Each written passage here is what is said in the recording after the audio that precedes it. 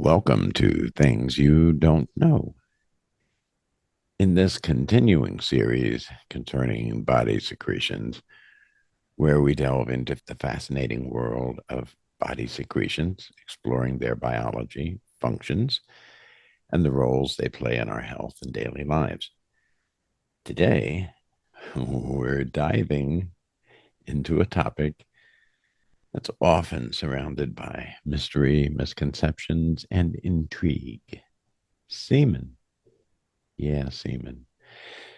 Semen, often colloquially referred to as cum, C-U-M, is a fluid that's not only vital for production, but also has a rich and complex composition.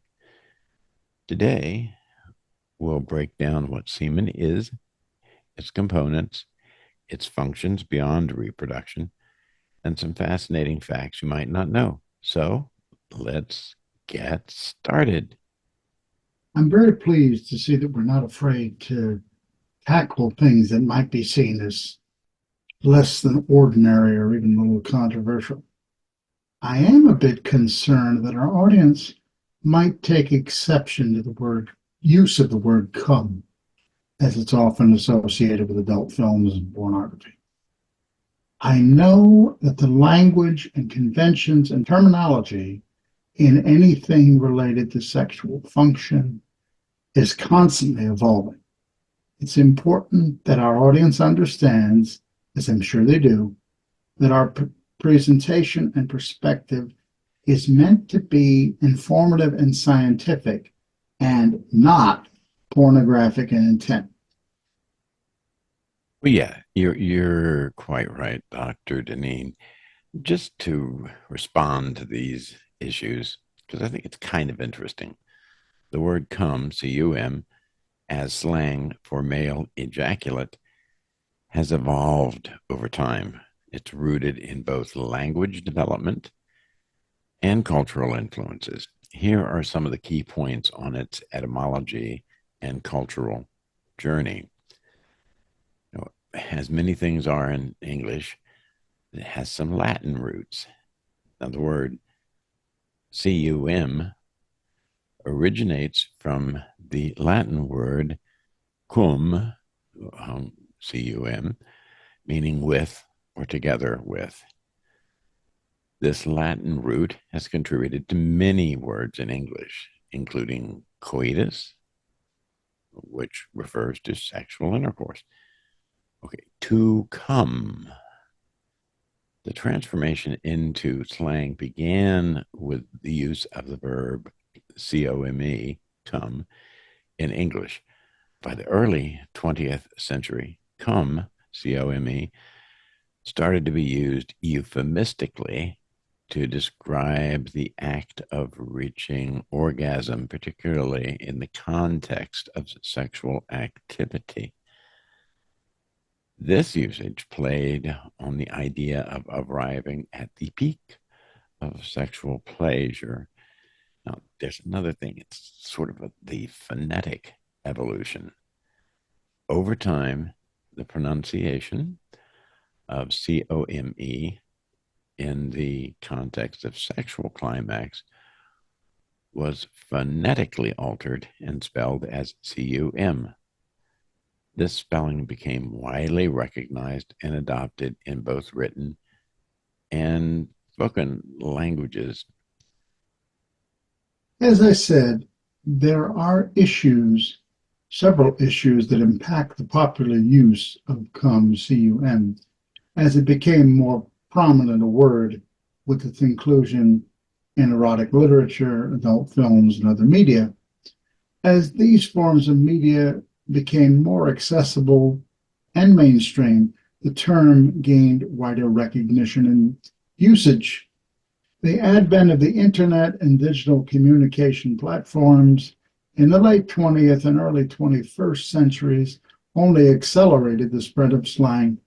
Online forums, chat rooms, and later social media platforms facilitated the widespread adoption of cum as a common term for male ejaculate. Sexual language often evolves from the desire to create euphemisms for topics that are seen as taboo.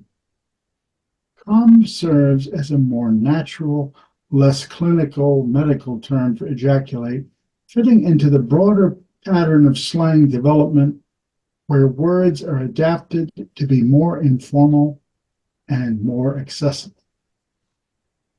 So, in summary, today the word cum is widely recognized and used across various contexts, from casual conversation to explicit content. Its journey from a Latin root to modern slang illustrates the dynamic nature of language and how cultural and social factors shape the words we use to describe many things, including intimate and often private aspects of human experience. That would be a fascinating topic in itself, how word origins come about, how they change and develop through time. But the first known analysis of semen is attributed to a great scientist, Antoine van Leeuwenhoek. That's a Dutch scholar who created the microscope, a Dutch microscopist, in the late 17th century. Van Leeuwenhoek is often called the father of microbiology for his pioneering work with microscopes. He was the first to observe and describe sperm cells in 1677. Using his handcrafted microscopes, Van Leeuwenhoek examined his own semen and discovered tiny wriggling entities, which he described as animalcules. This groundbreaking observation provided crucial insights into human reproduction and contradicted earlier incorrect beliefs about conception. Before Van Leeuwenhoek's discoveries, there were numerous myths and misconceptions about semen and reproduction.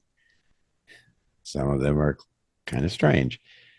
In ancient and medieval times, the understanding of human reproduction was limited and often intertwined with myth and speculation.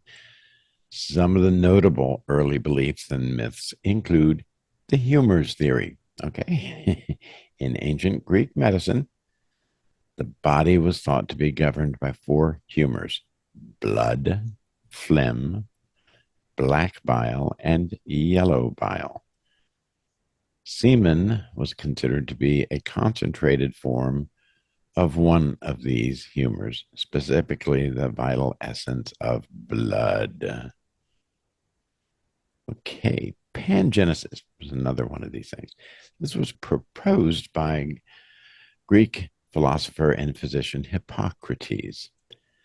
This theory suggested that semen was produced by various parts of the body and carried the traits of those parts to the offspring.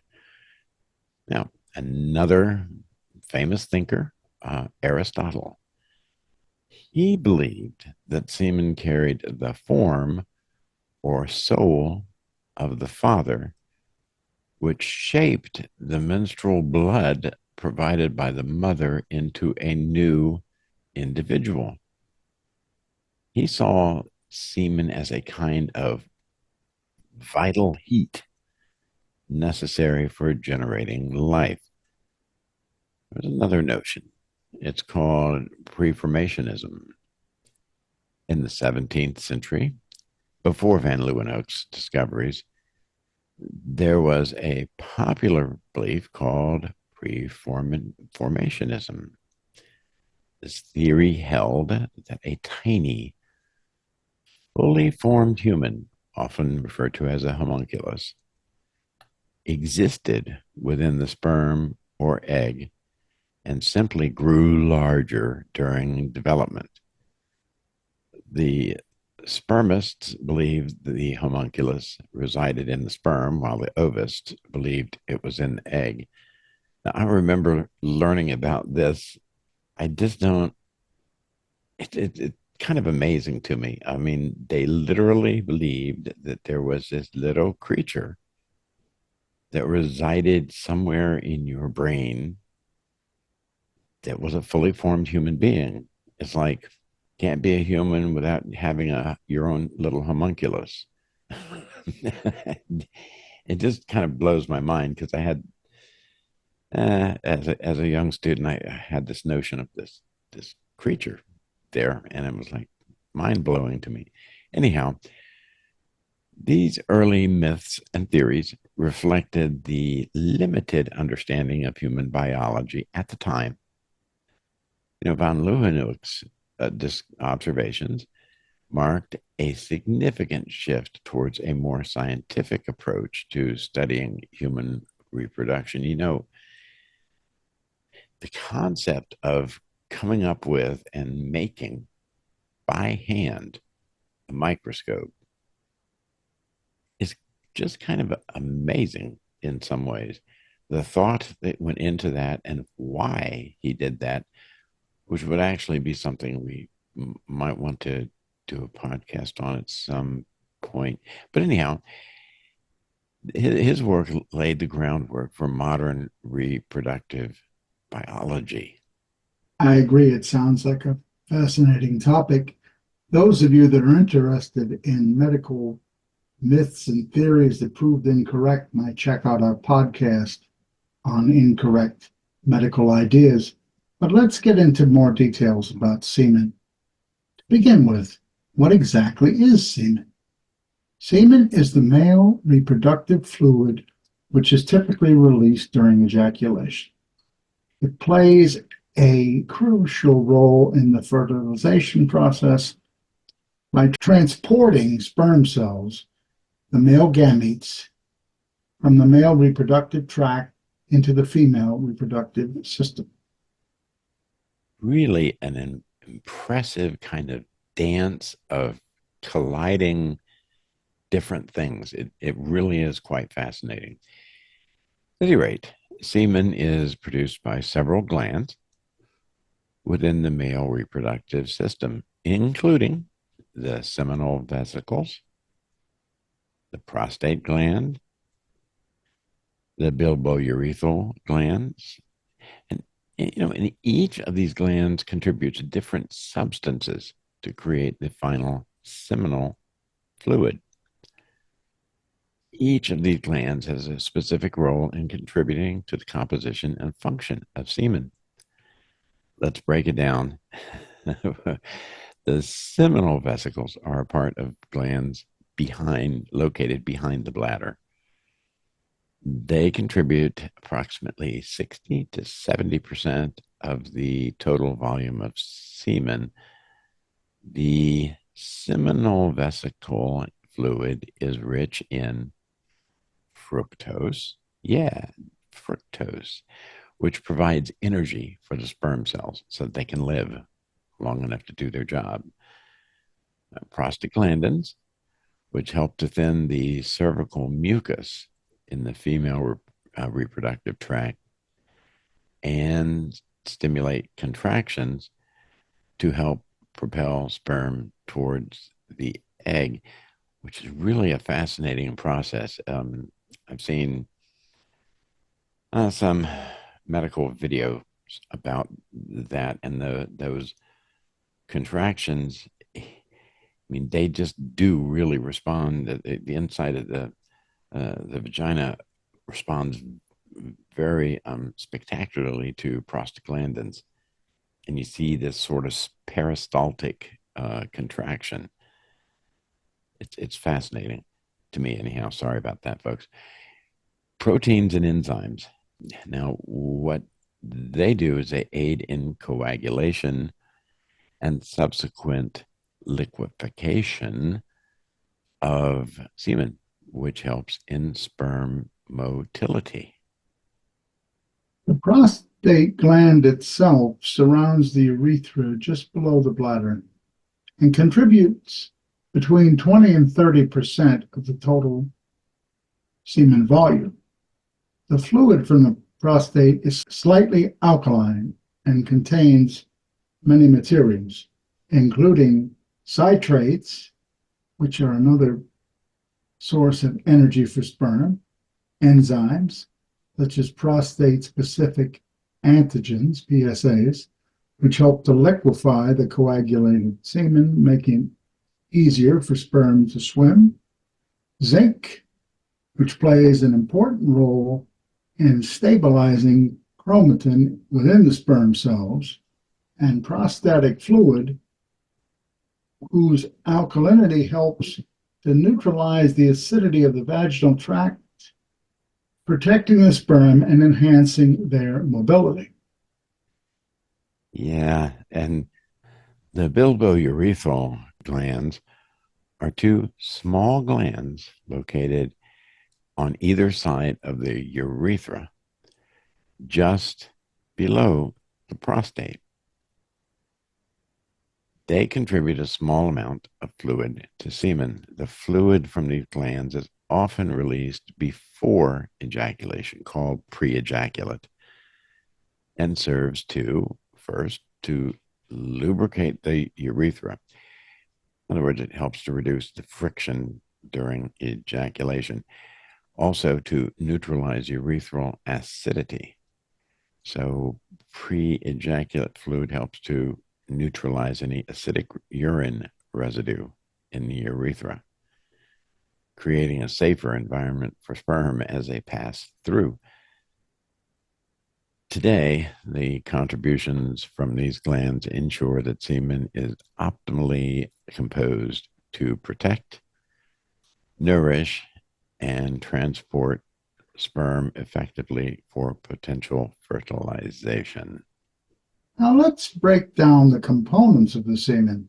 It's far more than just sperm cells swimming around. In fact, the sperm cells only make up, this was surprising to me, but it's true, about 1 to 5% of semen's total volume. The rest is a mix of water, which is the main component, making up about 90% of semen, fructose and other sugars, which provide energy for the sperm cells, proteins and enzymes, as I said before, which help in coagulation and liquefaction of semen, prostaglandins, which are the fatty acid compounds Dr. Weaver mentioned.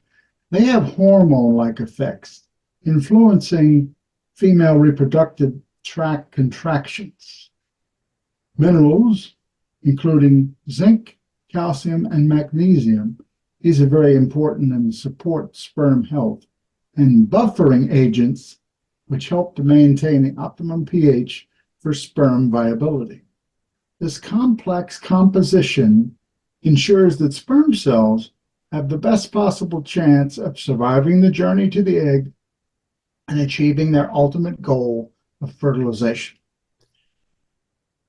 Okay, so, while reproduction is the primary function of semen, it has some other pretty interesting roles and potential uses. One of those is modulation of the immune system. Semen contains components that can affect the immune response, which may help in preventing the female body from rejecting sperm as foreign invaders, okay, which it would be inclined to do. So this is pretty important. As a matter of fact, sometimes the reason for lack of fertilization has to do with that not having enough components in the sperm to do that. Mood and health benefits. Some studies have suggested that semen might have mood boosting properties due to the presence of hormones like oxytocin and serotonin. Hmm. Some other medical and cosmetic uses is historically, semen has been explored for various medical treatments and even in cosmetic products Although these uses are often more myth than fact. What surprised me is that there are many myths and misconceptions about semen. Let's take a moment to debunk a few. Many will tell you semen is very high in calories. That's not true at all. A typical ejaculation contains only about 5 to 7 calories. Some believe that swallowing semen is harmful.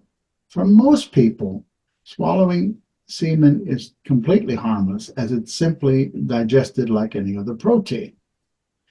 There's also a positive myth, sadly no less incorrect, that semen can cure certain physical ailments. But there is no scientific evidence, sadly, to support claims that semen can cure diseases or improve health in miraculous ways. Historically, semen has been attributed with various properties and has been used in traditional medicine and folklore for a lot of different purposes. The scientific understanding of these uses has evolved significantly over time. Some of the notable historical uses and the corresponding scientific appraisals include in various cultures, semen was believed to have magical or potent properties that could enhance fertility. Some ancient societies used it in rituals or as part of concoctions believed to promote conception. Okay, another one having to do with cosmetic uses.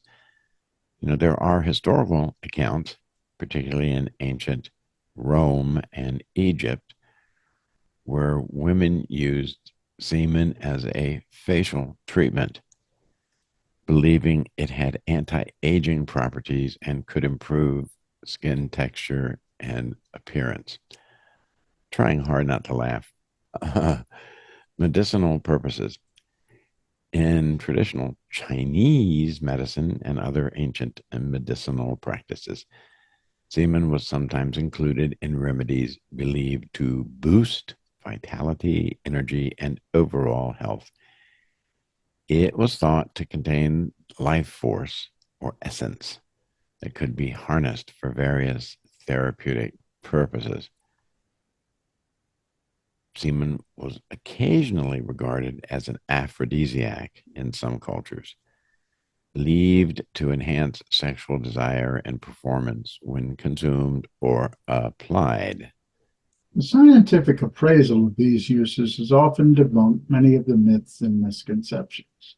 When it comes to fertility treatments, modern science understands that while semen is certainly crucial for fertilization, its application outside of the natural reproductive process, such as topical use, much less ingestion, does not enhance fertility. Fertility treatments today focus on assisted reproductive technologies like IVF, in vitro fertilization, or IUI, intrauterine insemination, which do have a scientific basis. While semen contains some proteins, enzymes, and antioxidants, there is no scientific evidence to support its effectiveness as a skincare treatment. Modern dermatology relies on scientifically tested ingredients and formulations for skin health and anti-aging. The idea that semen contains a vital life force is more philosophical than scientific. While it certainly does contain nutrients and biological compounds which are necessary for reproduction, there is no scientific evidence that consuming or applying semen has any significant health benefits. Traditional remedies have largely been replaced by evidence-based medical treatments. There is no scientific basis for the belief that semen can act as an aphrodisiac. The placebo effect might explain any perceived increase in sexual desire or in performance. Scientific research into aphrodisiacs, check our podcast on that if you want more details, focuses on compounds with measurable physiological effects. Okay, well, before we wrap up, here's a couple more little fun facts about semen. The average ejaculation releases about, drum roll please, 1 teaspoon of semen. Semen can travel at a speed of galloping horses, 28 miles per hour during ejaculation. Actually, not quite as fast as a galloping horse, but close. Sperm can survive inside the female reproductive tract for up to 5 days. Okay, so look, thanks for joining us. Stay curious, stay informed. Don't be afraid to look at things, even things that you think you know about, because every time we do one of these, we learn something. And that's great. I love it. So we'll look forward to seeing you next time as we continue to explore the amazing world of body secretions and a whole lot of other topics. Uh, More serious, some might say. But don't forget to subscribe and leave us a review on your favorite podcast platform. We really appreciate it, folks. Um, we get a lot of good ideas and good feedback, and it encourages Dr. Weaver and myself to keep putting these things out, which are a lot of fun, a lot of hard work, and somewhat challenging, but definitely worth it because of our listeners like all of you. Okay, folks, have a nice day. Talk to you soon.